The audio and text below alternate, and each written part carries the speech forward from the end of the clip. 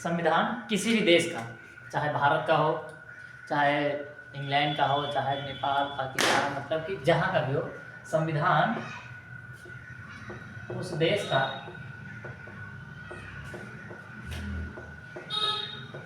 सर्वोच्च कानून है। पहली बात तो ये, संविधान किसी भी देश का हो, उस देश का सर्वोच्च कानून है ना। ऐसा नहीं है कि प्रधानमंत्री आएंगे या फिर मुख्यमंत्री आएंगे, राष्ट्रपति होंगे, चाहे जो लोग भी होंगे वो संविधान से बढ़ के हो जाएंगे। संविधान उस देश का सर्वोच्च कानून है, चाहे वो किसी भी देश का हो। ठीक है, ये स्याही थोड़ी सी डालना भूल गया था। और संविधान क्या करता है, हमें व्यवस्था प्रदान करता है। संविधान और क्या देता है, हमें व्यवस्था प्रदान करता है, मतलब कि कैसे भी सुव्यवस्थित, सुसंगठित, तो इस प्रकार की आपने व्यवस्था सुना ही होगा। हाँ, तो संविधान क्या करता है, हमें एक अच्छी सी व्यवस्था प्रदान करता है। जैसे हमारे देश में किसका क्या कार्य है, वैसे में अगर किसी भी जैसे घर में गार्जियन नहीं होते, वही सबका काम निर्धारण करते हैं, वैसे भी किसी देश को चलाने के लिए सबसे ऊंचा क्या होता है, संविधान। वही देश को एक अच्छी सी व्यवस्था प्रदान करता है कि राष्ट्रपति का क्या कार्य है, प्रधानमंत्री का क्या कार्य है, देश में मतलब सेंट्रल गवर्नमेंट क्या करेगी और राज्य में स्टेट गवर्नमेंट क्या करेगी। अगर ये दोनों मिलकर के कुछ नहीं कर पा रहे हैं तो इसके बहुत ज़्यादा, जैसे गली में दोनों मिलकर के तो जाएंगे नहीं, उसके लिए अटॉर्नी जनरल, मतलब वो छोटा सा ना लोकल अथॉरिटी बनाई गई है। तो इसलिए वो हमें संविधान हमारा क्या करता है, संविधान हमें एक व्यवस्थित मतलब व्यवस्था प्रदान करता है, एक अच्छी सी व्यवस्था प्रदान करता है। और संविधान में क्या होगा, हाँ, और संविधान हमें क्या देता है, संविधान हमें विवादों से मुक्त कराता है, विवादों का समाधान देता है। संविधान हमें विवादों का समाधान देता है। अगर संविधान, सॉरी एक सेकंड,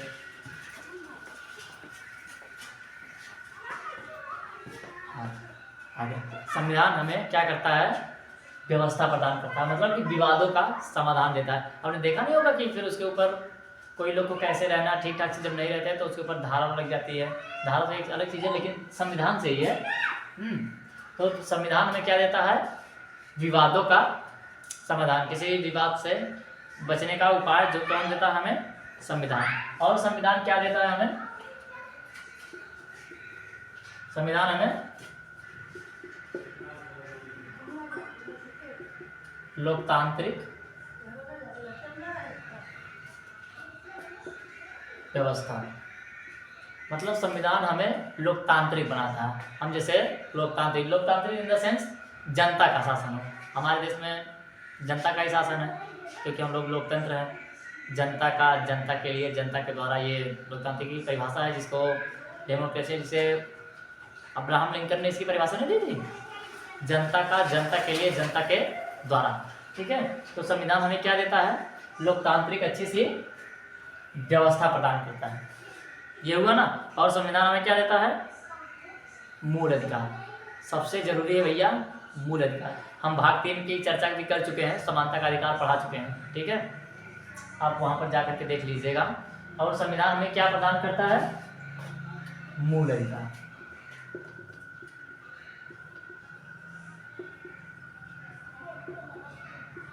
भैया क्या किसी के लिए मूल अधिकार जरूरी है, भैया एकदम जरूरी है। अगर किसी व्यक्ति से उसका मूल अधिकार छीन लेंगे तो वो मतलब कि किसी कार्य का नहीं रह जाएगा।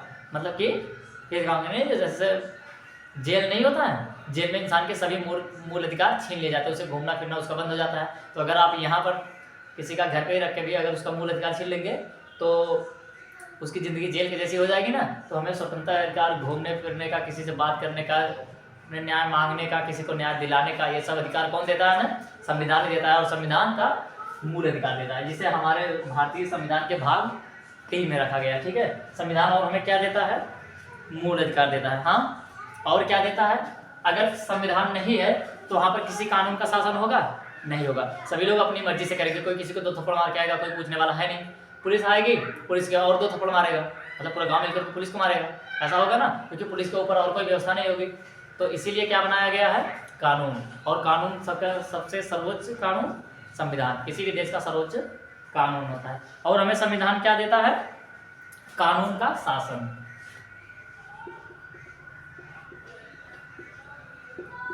कानून का शासन ये हमें कौन प्रदान कराता है? स्याही बार बार जा रही है। संविधान और हमें ये कानून का शासन कौन प्रदान करता है?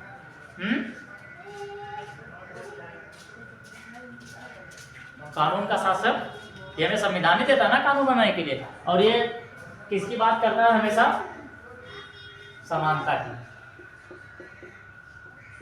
कानून हमेशा यही बताता है, चाहे राष्ट्रपति हो चाहे किसी गांव का कोई वार्ड मेंबर हो, दोनों में समानता है। हाँ वो पावर अलग बात है क्योंकि वो मेहनत से राष्ट्रपति बना है ना। ऐसे ही अगर हम गांव में बकरी चराते रहेंगे हम राष्ट्रपति बन जाएंगे?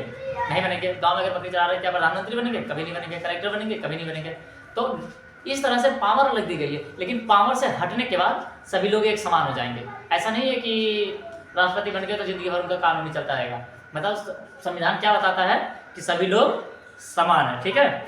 और अब आती है हमारी, अब हम लोग तो संविधान के बारे में चर्चा कर लिए कि किसी भी देश का, ये तो हो गया पूरी दुनिया का संविधान।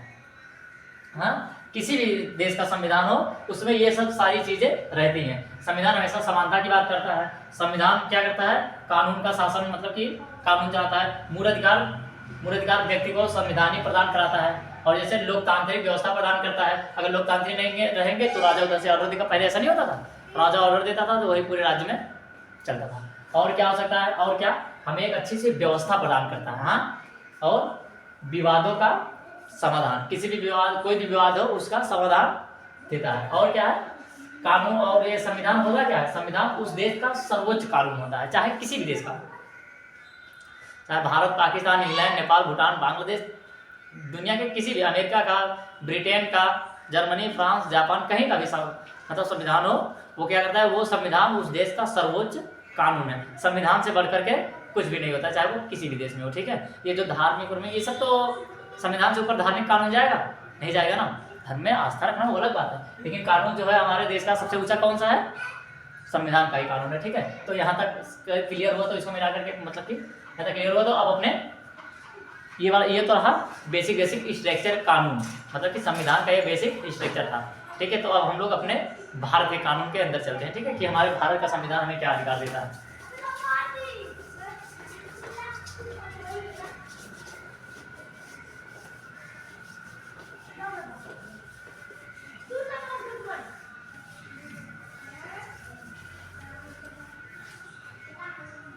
ये तो था संविधान का बेसिक स्ट्रक्चर। संविधान क्या होता है, संविधान किसे क्या देता है। संविधान अनेक प्रकार का शक्तियाँ प्रदान करता है ना समाज के लोगों को। तो लेकिन अब हम लोग घुसते हैं अपने भारत के अंदर कि भारत का संविधान कैसा है। तो भारत का संविधान, जो भारत का संविधान है, भारत का जो संविधान है ये दुनिया का सबसे बड़ा लिखित संविधान है। सबसे बड़ा दुनिया का लिखित संविधान किस देश का है? ये भारत का सबसे बड़ा लिखित संविधान।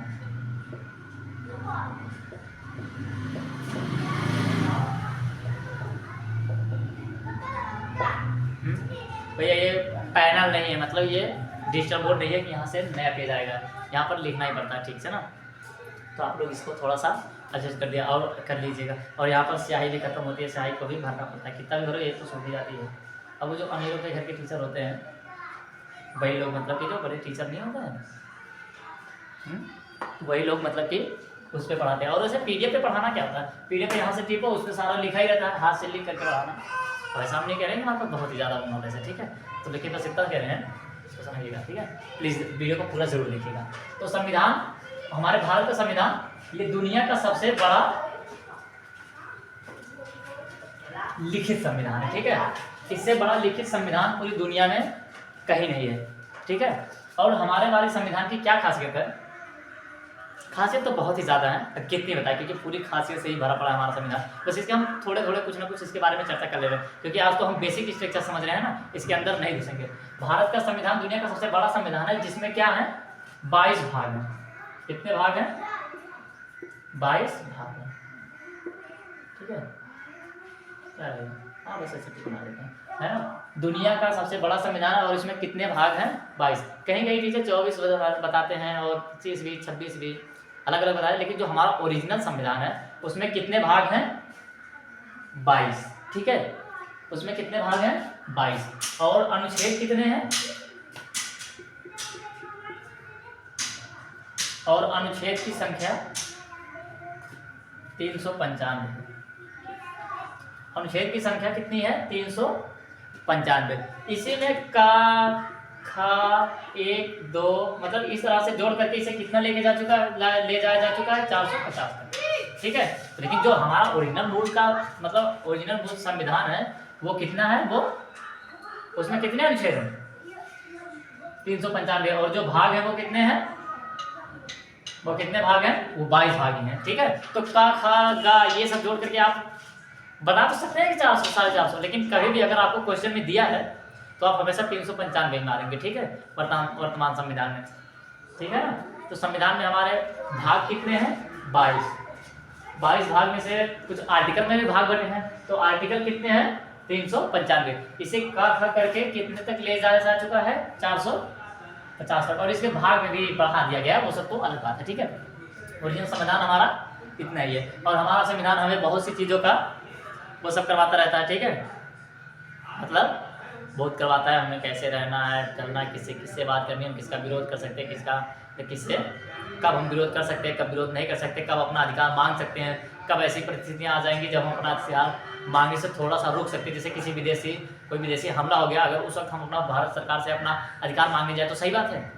नहीं सही है ना। तो इन सब की चर्चा हमारे संविधान में की गई है। ठीक है, और हमें संविधान हमारा मूल अधिकार सबसे हट करके देता है। हमारे भारत का संविधान पूरी दुनिया का सबसे बड़ा और पूरी दुनिया का सबसे सुंदर संविधान है। ठीक है, बड़ा तो है ही, लेकिन साथ में सबसे सुंदर अधिकार है, सुंदर संविधान है। ठीक है, क्योंकि हमारे देश का संविधान है तो हम इसकी बड़ाई तो करेंगे। ठीक है, हमारे देश का कैसा संविधान है? सबसे सुंदर संविधान है। और क्या हुआ था कि संविधान में और सारी विशेषता है, लेकिन हमारे भारत का संविधान बनने की जो बात आई थी वो लगभग काफी से चल रही थी। 1930 35 40 मतलब कि 30 से शुरू हो गई थी, लेकिन 1934 में एक अधिवेशन पेश किया गया। हाँ, एक अधिवेशन पेश किया गया जिसे नेहरू रिपोर्ट भी कहते हैं और आप कुछ भी समझ सकते हैं। ठीक है, जो मतलब कि पेश किया गया एक, फिर 1935 में एक साल इस पर विचार करने में लगे, क्योंकि उसमें तो हमारा देश गुलामी था, तो ब्रिटिश सरकार इस पर विचार कर रही थी। तो भारतीय मतलब कि जो उसमें तो हमारे कांग्रेस की स्थापना भी हो चुकी थी 35 में ही, तो कांग्रेस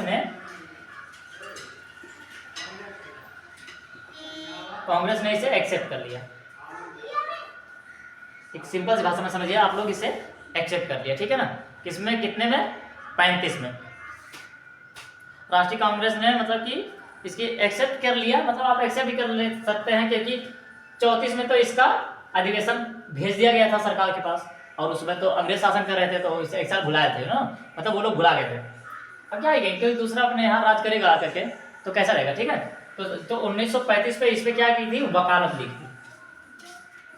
वकालत इन द सेंस 1935 में एक्सेप्ट करके इस पर बैठक ली, है ना। इस पर बैठक ली, फिर 19 तो बहुत समय जाता रहा, आता रहा, फिर जा करके 8-10 साल लग गए इस प्रकार से, मतलब कि ये समिति बैठाओ, वो समिति बैठाओ, ये करो, वो करो, दुनिया भर का कार्य करते करते फिर जा करके लगभग 1946 से, क्योंकि दूसरे लोग आकर के राज कर रहे हैं, हम लोग क्या कर सकते थे उस समय। हाँ, तो जो हमारे वो दादा बाबा जो भी उस जमाने के रहे होंगे, तो वो लोग क्या कर सकते थे, क्योंकि गुलाम देश के थे, तो लगभग किसी तरह से प्रेशर बनाते 1946 के आसपास से हमारे देश का कानून बनना शुरू हो गया था। और कानून बनना जब शुरू हुआ तो इसमें काफी समय लगेगा ही, तो काफी समय लग गया। तो टोटल संविधान बनने में कितने समय लगे थे, आप लोग कमेंट में भी बता सकते हैं। तो संविधान बनने में टोटल कितने समय लगे थे? 2 साल 11 महीना 18 दिन। ठीक है, 2 साल 11 महीना और 18 दिन। और वो दिन जो है ना आज ही है, क्योंकि आज कितनी तारीख है? 26 नवंबर। ठीक है, आज कितनी तारीख है? 26 नवंबर। आज ही के दिन, आज ही वो शुभ दिन है जिस दिन हमारे देशवासियों ने हमारे भारत का संविधान बना करके कंप्लीट किया था, आज ही वो दिन है। ठीक है, लेकिन हमारा संविधान बना कब था? 26 नवंबर 1949 को। ठीक है, हमारे देश का संविधान बन करके लागू हो गया, मतलब कि बन के तैयार हो गया। और इसे लगा कितना समय था? 2 साल 11 महीना 18 दिन। 18 दिन में ये हमारा संविधान बन करके तैयार हुआ। और इस पे लगा खर्च लगभग 63,94,64 लाख के आसपास में लग चुका था। तो उसी बात नहीं करेंगे, ठीक है, क्योंकि किसी भी बड़े कार्य को करोगे, मतलब किसी भी बड़े कार्य को किया जाएगा तो उसमें तो पैसा तो लगना ही। ठीक है, तो ये है हमारे संविधान का कुछ बेसिक स्ट्रक्चर, संविधान के हमारे क्या क्या संविधान दिया गया है, कैसे किसी देश का संविधान कार्य करता है। ठीक है ना, तो उम्मीद है कि आप लोग ये वीडियो पूरी देखे होंगे। ठीक है, तो मिलते हैं किसी ऐसे ही शानदार नई जानकारी के साथ। अगर आप चैनल पे नए हैं तो चैनल को प्लीज़ सब्सक्राइब करें, इस वीडियो को शेयर कर दें। ठीक है, आज के लिए इतना ही, मिलेंगे किसी नेक्स्ट वीडियो में, तब तक के लिए जय हिंद, वंदे मातरम।